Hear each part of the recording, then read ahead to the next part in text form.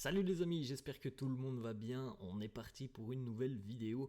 On va démarrer avec les deux unes des quotidiens madrilènes. Marca qui consacre sa une au succès de l'Athletic Bilbao. 3-0 hier face à l'Atlético Madrid. C'était la demi-finale retour de Coupe du Roi.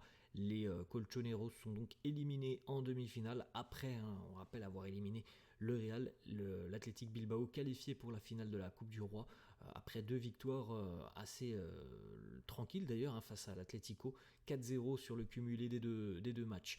Une petite information qui concerne le Real, c'est en bas de la une du quotidien Marca, c'est José Gaya, mais on en a déjà un petit peu parlé je crois hier ou avant-hier, des déclats de José Gaya qui disait tout simplement que on ne pouvait pas généraliser le fait que Mestalla soit un stade raciste parce qu'il y a eu 3 ou 4 imbéciles l'année dernière qui ont proféré des insultes à caractère racial. On enchaîne avec la une du quotidien AS, là aussi c'est consacré à l'Athletic Bilbao, Phénoménal Williams, les frères Williams hier qui ont fait beaucoup de bien à l'Athletic pour aller chercher cette qualification. En ce qui concerne le Real, c'est là aussi en bas, de l'autre côté, Mbappé no obliga a vender.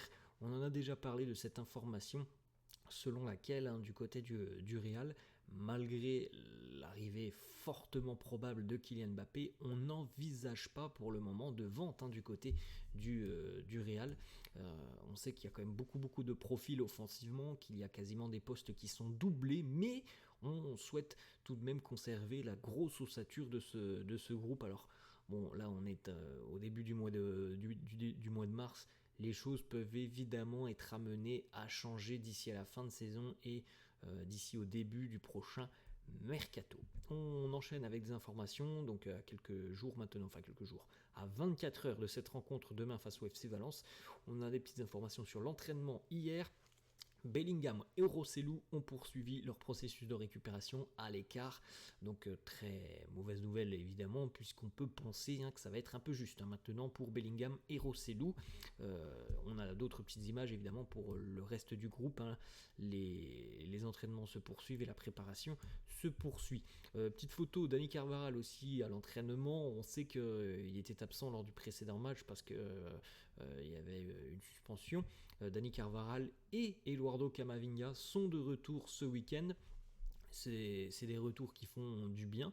Alors le Real a tout de même réussi à s'imposer le week-end dernier sans eux, mais évidemment c'est quand même beaucoup plus positif pour le club et pour Ancelotti de pouvoir composer sur deux éléments forts, et notamment sur le capitaine Dani Carvajal qui est franchement l'un des meilleurs merengues depuis le début de saison, et puis au vu des différents pépins physiques qu'il y a dans le secteur défensif, avoir aussi à sa disposition Eduardo Camavinga reste tout de même une très bonne nouvelle. On continue avec cette information. Donc Jude Bellingham de nouveau ne s'est pas entraîné avec le groupe hier.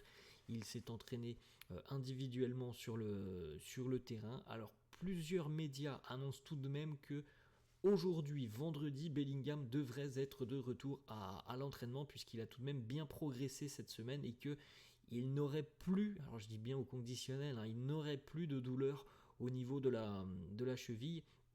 Est-ce que ça sera suffisant s'il revient aujourd'hui pour que Carlo l'intègre dans le groupe ?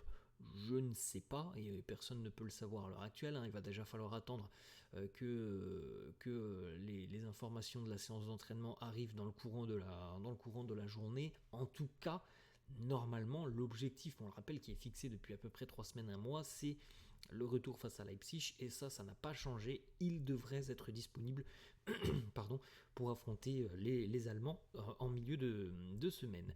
On enchaîne avec une petite information, donc tout dépend de cette séance d'entraînement de vendredi pour Jude Bellingham. Si ça se passe bien, il y a des chances qu'il soit disponible demain. Si ça se passe pas très bien, bon évidemment, il ne sera pas disponible demain, et ça mettrait un petit peu de plomb dans l'aile quant à sa présence dans le groupe face aux Allemands du RBL. On enchaîne avec une information du quotidien AS pour Eder Militao, je crois qu'on en a parlé hier ou avant-hier.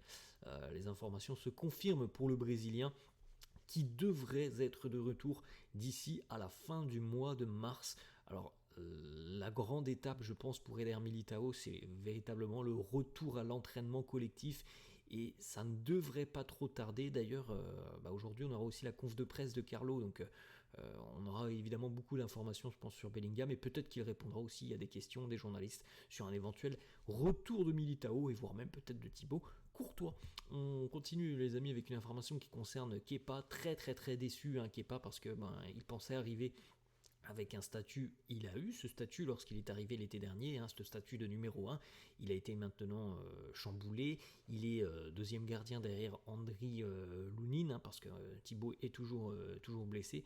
Mais ce qui déçoit surtout Kepa, c'est que visiblement, hein, ça ce sont les dires du quotidien The Athletic, il n'y a pas forcément eu beaucoup d'explications de la part de Carlo Ancelotti envers Kepa sur pourquoi Lounine est devenu numéro 1, pourquoi et comment ça se fait. Des sources proches de Kepa Arrizabalaga nous disent, hein, qu'il est vraiment très très déçu, qu'il aurait apprécié, hein, tout simplement que Carlo soit beaucoup plus clair dans la prise de décision. On continue avec l'objectif fixé par le Mister Ancelotti à ses joueurs. Alors l'objectif, il est simple, c'est d'avoir 80 points avant d'affronter le Barça lors de la 32e journée de Liga. Donc, ce qui veut dire à peu près qu'il faut faire quasiment un sans faute. Tu as le droit, je crois, à une erreur. Il me semble qu'on est à la 26e journée, si je ne me trompe pas. Laissez-moi en commentaire, les amis, si on est bien à la 26e journée. Mais ça veut dire, voilà, qu'il faut quasiment prendre le maximum de points avant d'affronter les Blaugrana pour, on va dire ça comme ça, mais pour t'assurer d'avoir un matelas de points très très conséquent sur le Barça, et peut-être en plus de ça, on l'espère, hein, que le Real sera encore en Ligue des Champions en fin de saison, et donc il faudra un petit peu parfois chambouler l'effectif et accorder un petit peu plus de temps de jeu à certains joueurs sur certaines rencontres, et donc pas forcément avoir de la continuité. On continue, les amis, justement avec cet objectif des 80 points. Ça veut dire que le Real devrait prendre beaucoup de points sur les prochaines journées, et quasiment sans faute, avec donc ces affrontements: Valence à l'extérieur, le Celta à domicile, Osasuna à l'extérieur, Bilbao à la maison et Majorque à l'extérieur. Bon, moi je pense que déjà, s'il y a un accro sur ces 5 matchs, ce serait déjà, je pense, un bilan très très positif pour le Real, et on ne serait pas très très loin du titre de champion d'Espagne. On continue avec une petite stat assez dingue sur l'écart de temps de jeu cette saison entre le Real et le FC Valence. Alors évidemment, le Real a joué beaucoup plus de matchs que le FC Valence, mais regardez quand même à quel point l'écart est très très important. Le Real a joué 22 867 minutes pour le moment cette saison. Alors ça, évidemment, ça comprend le temps de jeu avec le temps additionnel. Du côté de Valence, alors on ne joue pas de Coupe d'Europe. Du côté de Valence, on a été éliminé rapidement de Coupe du Roi. On n'a pas joué on n'a pas joué non plus la Super Coupe d'Espagne. Du côté du FC Valence, on n'a joué que 16 400 minutes. On a une petite information de Marca qui annonce que le Real va vraisemblablement offrir une prolongation de contrat à Lucas Vazquez, prolongation de contrat qui pourrait l'emmener jusqu'en 2025. On a une déclaration aussi de Sam Lee, journaliste spécialisé sur Manchester City, qui travaille notamment pour le quotidien anglais The Athletic, et il nous parle un petit peu de Erling Haaland, et il nous dit: je pense que tout le monde sait que Haaland veut jouer au Real, et je ne pense pas que cette envie et son souhait va disparaître un jour. Ce que Man City peut faire pour le retenir, c'est continuer de créer et de faire un environnement dans lequel il souhaite s'épanouir, il souhaite continuer à jouer et évidemment à gagner beaucoup d'argent.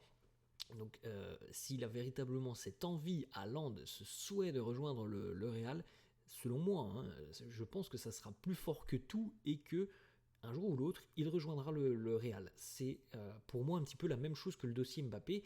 Alors, ça aura certainement pris du temps, des années même, pour Kylian Mbappé, mais il a fini par venir. Il va venir. Et je pense sincèrement que ça peut être un peu la même chose pour Erling Haaland.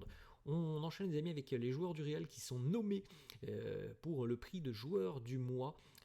Donc on a Vinicius, Modric, Brahim Diaz, Kroos et Rossellou. Et une petite information aussi, donc vous le savez, la finale de la Coupe du Roi verra s'affronter l'Athletic Bilbao et Majorque. Donc ces deux équipes sont aussi qualifiées pour la Super Coupe 2025, la Super Coupe d'Espagne 2025.